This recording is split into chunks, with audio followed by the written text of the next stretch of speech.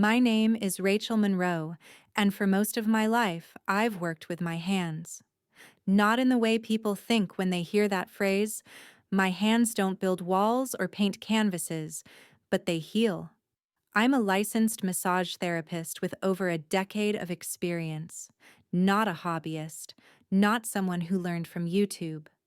I studied, trained, and practiced until my fingers could read pain the way a musician reads notes.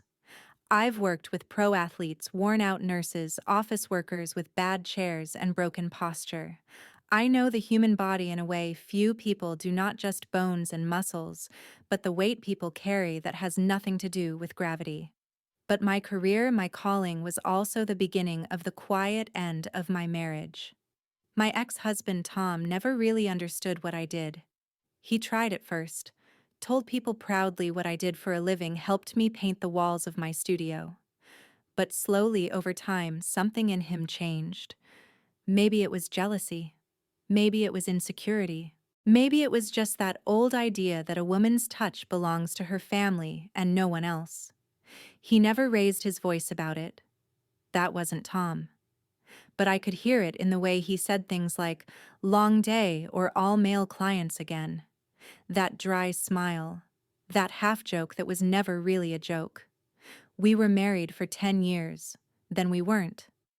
It ended the same way it had lived quietly.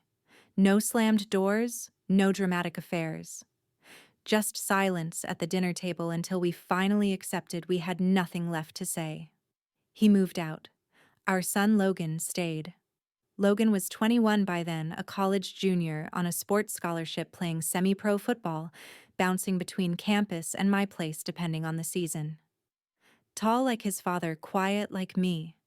He had this grounded energy, a discipline I admired more than he knew. He'd grown up watching me work. Sometimes I'd find him lingering outside my home studio, listening to the soft music I played during sessions, watching how I moved. He was always fascinated by anatomy, healing, recovery. I used to joke that he got the bones from his dad and the heart from me. We had a good rhythm, Logan and I. Late night dinners, talking through sore muscles and game day pressure. We were close, maybe closer than most mothers and sons, but not in any strange way. We'd simply been through a lot together. He respected my work, even asked me to teach him stretches now and then, or how to release tension after training. But something shifted last fall. The night was crisp, the windows humming with the wind. Logan came in late from practice, his shoulders heavy, his expression drawn tight. "You're stiff," I said, watching him roll his neck. He groaned. "Coach had us doing overload drills." I feel like someone parked a truck on my back. Without thinking, I stood and moved behind him at the kitchen table. My hands, trained, practiced, found his traps pressed gently, searching for the knots I knew would be there. I worked slowly, breath synced with movement the way I always had. Still the best, he muttered. It was nothing. Just words. But the way he said it, so soft, so sure, it caught something in me I didn't expect. I smiled, small and quiet. It's what I do. But there was a pause, a silence that settled between us as I worked. Not awkward, not tense, just still. Like the room itself was holding its breath. He didn't move away, and neither did I. That night stayed with me, not for what happened, but for what didn't. Something had changed, barely imperceptibly, like the temperature in a room rising 1 degree at a time until you notice the warmth, but can't quite say when it began. The next morning, I walked into the kitchen to find him shirtless at the stove making breakfast. "Morning," he said with a grin, flipping a pancake. And I just stood there for a second longer than usual watching him. His back was strong, sculpted from discipline. And I was a woman whose job was to read bodies, understand how they carried weight, tension, exhaustion. Something fluttered in my chest. I brushed it away. Muttered something about not needing him to cook. "It's the least I can do after that shoulder rescue," he joked. And suddenly the memory of my hands on him didn't feel clinical anymore. It felt warm. It lingered. Later that afternoon, he peeked into my home studio, leaned against the doorframe, casual but thoughtful. "Hey, Mom. Got time for one more client?" I raised an eyebrow. "You sure you can afford my rate?" He grinned. "If I say yes, do I get the VIP treatment?" I laughed. "You always do." And just like that, he stepped into the room and I prepped the table. Fresh linens, warm oil, pale light. He lay down. I began my work. My hands moved over familiar terrain, his back, shoulders, spine. I could feel where the strain lived, where his body told stories his mouth never did. Then, in the middle of it all, he said something that pulled me to stillness. "Do you ever get tired of always being the strong one?" I froze. My hands paused mid-motion. Sometimes I said quietly, sometimes yes. There was a long silence, then softer than before. "You don't have to be not with me." And that's when something shifted again. Not in the air, not in the room, but in me. His words didn't ask for anything, they offered. Offered something I hadn't realized I was starving for. Care. After that session, things didn't change on the surface. Logan still came and went between training and school. We still shared late-night meals, still laughed over shows we both liked, still talked about life and football and the tightness in his hamstrings. But something had shifted. Not in the way we acted, just in the way we noticed. A few days later, I walked into the kitchen and caught him standing at the counter, drying a mug. His sleeves were pushed up, showing the quiet power of his arms. It wasn't the first time I'd seen him like that. But this time, I lingered. He looked over, smiled in that easy way he had. "You good?" I nodded. "Yeah, just tired, I guess." "Want me to return the favor?" he asked. "Massage-wise?" I laughed. "You've been practicing for 1 week and you already want to take over the business." He shrugged. "You've been carrying a lot for a long time. Someone should take care of you for once." There was no sarcasm in his voice, just warmth. Steady and real. I didn't answer right away, but later that afternoon while folding towels in the studio, I heard him behind me. "Lesson 2, he said. I turned. He was standing in the doorway, that same thoughtful look on his face. Not pushy, not expectant. Just present. I nodded. "Lesson 2. He stepped in and closed the door. I sat on the edge of the massage table, motioning for him to come closer. I showed him how to warm the oil between his hands, how to move with breath, not force, how intention mattered more than strength. Then I turned and he placed his hands on my shoulders. They were large, strong, but tentative. Like he was more afraid of doing too much than too little. "Here?" he asked softly. I nodded. His hands moved with care, learning the tension points he had felt in his own body so many times.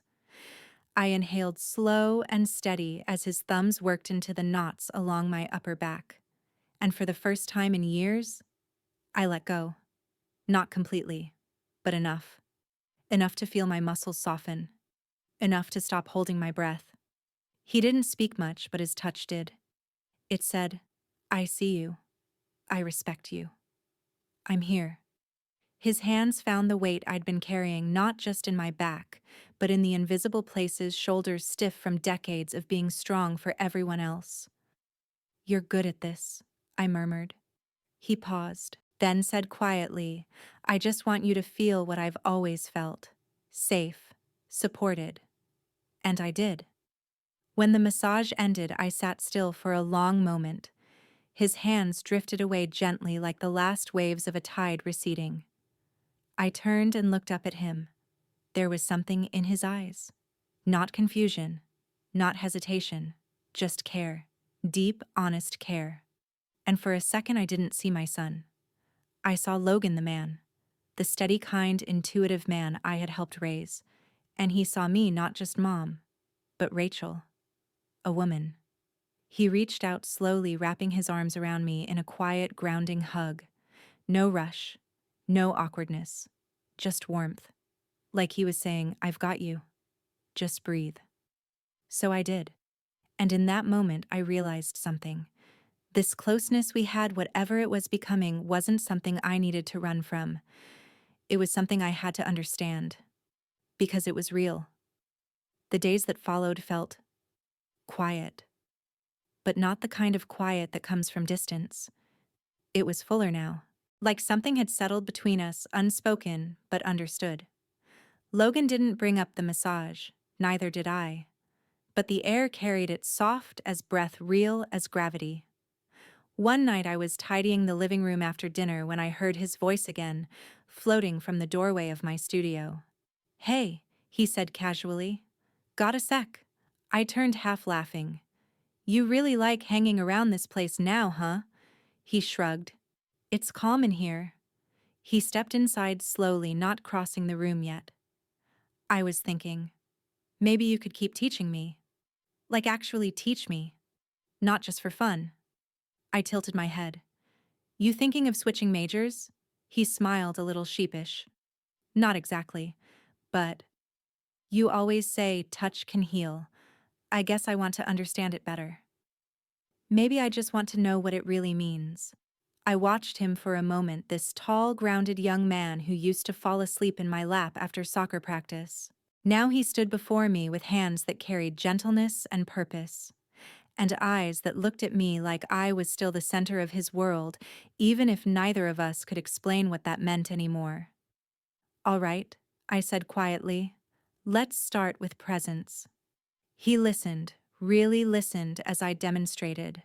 How to center the breath, how to notice more than just muscle, how to feel where people carry sadness, tension, things they never speak aloud. I sat on the edge of the massage table and turned my back to him. I felt his hands hover before making contact. There was no hesitation now, just care.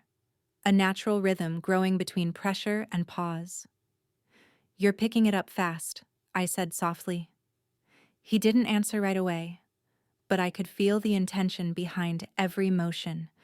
His thumbs kneading gently into the top of my shoulders, slowly easing the years of stress buried deep inside. Do you know, I said, voice low, you used to climb onto my lap when you were 3, put your tiny hands on my face and say, "You're tired, Mama," like you could see it before I even knew. He chuckled softly. I don't remember that. I do. And then his hands paused, resting flat between my shoulder blades, grounding me. Maybe I've always known how to care for you, he said. I just didn't know how to show it. Until now. The words hung in the air like something sacred. I didn't speak. Just let the silence stretch. Because it wasn't uncomfortable. It was healing. The kind of silence where nothing needs to be fixed. Just held. As he continued, I found myself relaxing again, deeper this time. His hands moved down my arms, not rushed, just tracing the long arcs of tension and release. There was something soothing about the way he touched, not just technical, not just practiced, but human, personal. His fingers slowed at the base of my neck, pressing gently. And then, he stopped. I turned slightly, meeting his eyes over my shoulder. Neither of us spoke, but something passed between us, a shared memory maybe, a truth, a recognition that we were standing at the edge of something neither of us could name, but both of us felt. It didn't feel wrong. It felt real. That night, I couldn't sleep. I lay in bed staring at the ceiling, the soft hum of the dishwasher in the distance. My mind kept replaying the look in Logan's eyes, steady, unguarded, quiet, but full. Not desire, not confusion, just attention. Pure, undiluted attention. I'd been seen before, of course. Clients, colleagues, even Tom back in the early years of our marriage. But this was different. This felt like being seen by someone who knew every version of me, the tired, the strong, the broken, the brave, and didn't flinch. The next morning was cold and gray. I was wiping down the massage table prepping for a regular client when Logan passed by the studio door shirtless again after his run towel over his shoulder hair damp. He didn't stop. He just smiled as he walked past, the kind of smile you give someone when you already know what they're thinking. And I stood there for a moment, hands still on the table, unsure whether I was the one being studied now or if I had been all along. Later that week, he asked again. Need any help in the studio? I almost said no. Almost told him I was fine. But something about the way he asked, casual but quietly hopeful, made me nod. I showed him how to arrange the linens, how to fold towels the right way, how to place oils so they were always within reach. He listened like he always did, with full attention. At one point, he handed me a bottle of lavender and our fingers brushed. It should have been nothing. But I looked up, and he was already looking at me. There wasn't anything inappropriate in his gaze, not a hint of discomfort, just warmth and something deeper. He cleared his throat first. You're good at creating peace, he said. I've had practice, I replied, trying to smile. He hesitated, then quieter. Do you ever miss being cared for? The question hung in the space between us like smoke. I didn't answer. I couldn't not right away. But that evening after dinner, I found myself lingering in the hallway outside his room. I didn't knock. I just stood there for a moment, hand resting on the doorframe, thinking about how long it had been since anyone touched me just to say I see you. When I turned to leave, he opened the door. We both froze. Then he smiled, gentle, open. I was just coming to find you. I said nothing, just followed him into the studio. There were no lessons this time, no jokes about being a student. Just the soft rustle of fresh linens, the low music in the background, and the quiet understanding that we were moving into a new kind of silence. I sat on the table, and this time, he didn't ask for guidance. He stood behind me, hands resting lightly on my shoulders, waiting until I exhaled. Then he began. His touch was steady, confident now.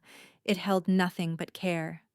My body responded before I could even think, easing into the rhythm of his movement, softening under the pressure of someone who knew where to find the pain and how to coax it away.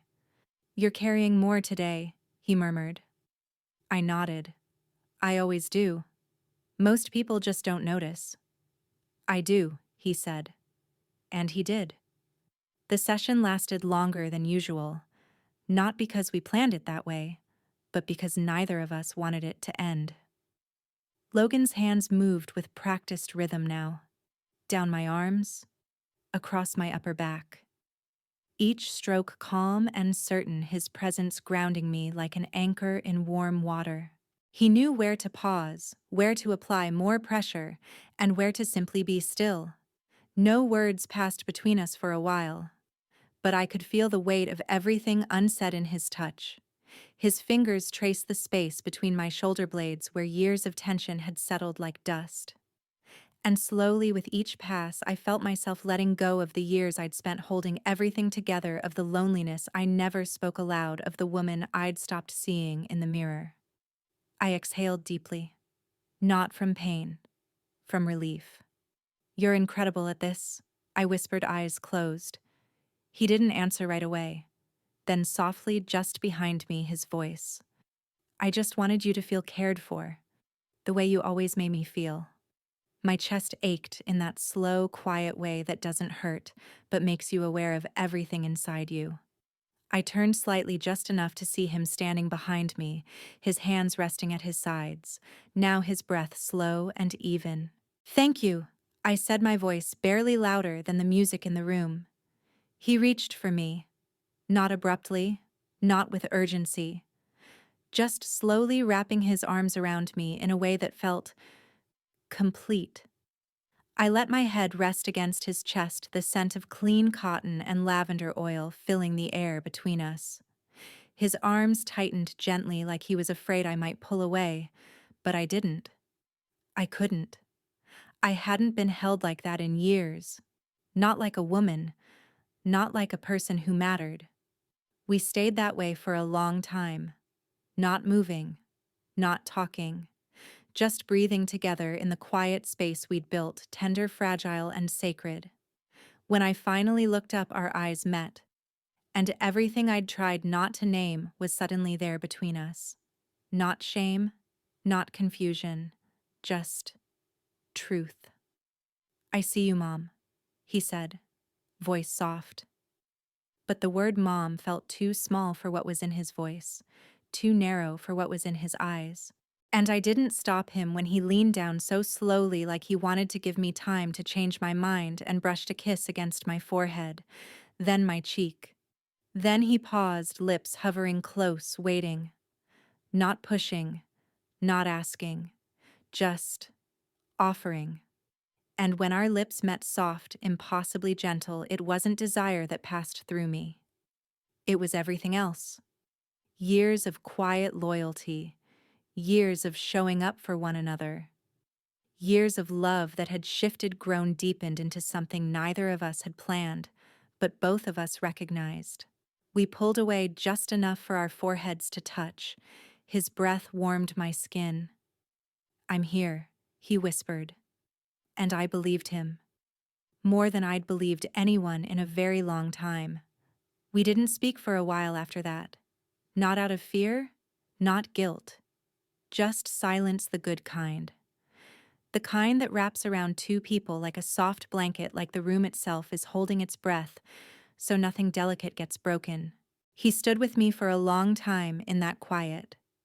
Then slowly his hand found mine.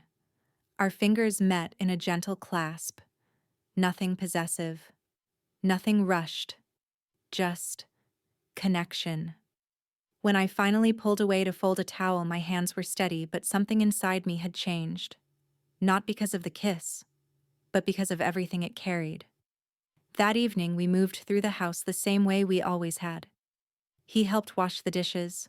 I sorted the laundry. We laughed over an old movie. But there was something new in the air between us, an ease, a soft understanding. Not everything had to be named. Some things could simply be felt. The next morning, I found him in the kitchen again, barefoot and half awake, making coffee. His hair was a mess, and the light from the window gave him a look of someone caught between a dream and the day. He looked at me and smiled, and I realized then I wasn't afraid of what we had become. I was afraid of having lived my whole life without ever being this fully known. "Good morning," he said softly. I stepped beside him. "Good morning." He handed me a mug, our hands brushing. No spark, no tension, just warmth. That weekend, we didn't talk about what had happened in the studio. We didn't try to label it. But when he walked past me in the hallway and placed a quiet hand on my back, I leaned into it without thinking. Not everything had to be complicated. Sometimes love isn't loud. It isn't wild or sudden. It's built slowly in everyday gestures, in shared silence, in the way someone stays, the way he stayed, the way I let him. One evening, I stepped into the studio alone. The scent of lavender still lingered. The music was low, the air still. I sat on the edge of the table, my palms resting on my thighs, and I closed my eyes. I thought of all the years I'd spent touching people with care, helping them feel human again, and how in the end it wasn't a client or a stranger who brought that gift back to me. It was someone who had known me all along, someone who had watched me give, and quietly chose to give back. When Logan entered the room a few minutes later, he didn't speak. He simply stepped behind me, placed his hands gently on my shoulders, and rested his forehead against the back of my head. We stayed like that, mother and son, woman and man, two people who had weathered life's storms and found comfort in each other. No one would understand it. They didn't need to, because in that quiet, sacred space, we did, and that was enough.